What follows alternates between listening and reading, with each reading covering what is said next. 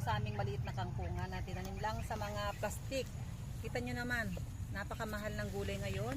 Hindi gano'n siyang mataba, iba talaga yung kangkong na nasa tubig. Pero okay na rin ito, basta may gulay tayo na makukuha. At tayo mangunguha ng talbos, ng kangkong.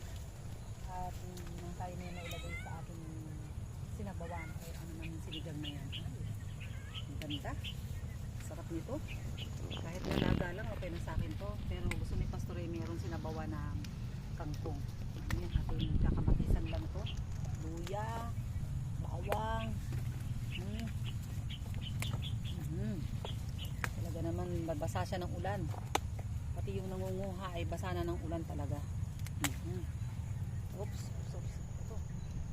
Atin ang tatalbusan, Pastor. Amin ang kukunin lahat ng talbos. At kayo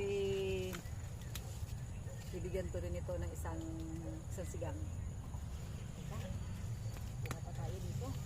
Oh, dito sa mga nakalawit. Oh, may malapit sa kamatasan para tayo umpleto na. Meron tayong luyahan dyan. Talbos ang kukuhain mo. Talbos lahat ang kukuhanin para umusbong. Ayan. Unin na natin lahat.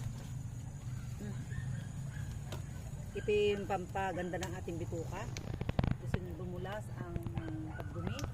Pinakapanlinis natin ang gulay sa ating bituka. Para siya luminis, gusto ng bituka itong kangkong.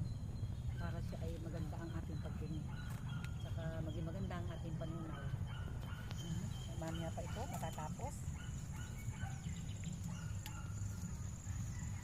Kasi naman ito.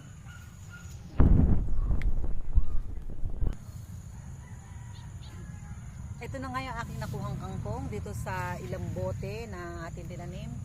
At sila naglalayas na. Kita nyo, naglalayas na itong aming kangkong. Kaya ating puputulin din itong maglalayas. Gusto ko talaga dito lang sa maliit kasi para mas madaling kuhanin. Kaya kayo ay inihimo ko na magtanim din sa isang mga ganito. Kung ayaw niya mag-asarol. Kasi ako, hindi na nakapag-aasarol.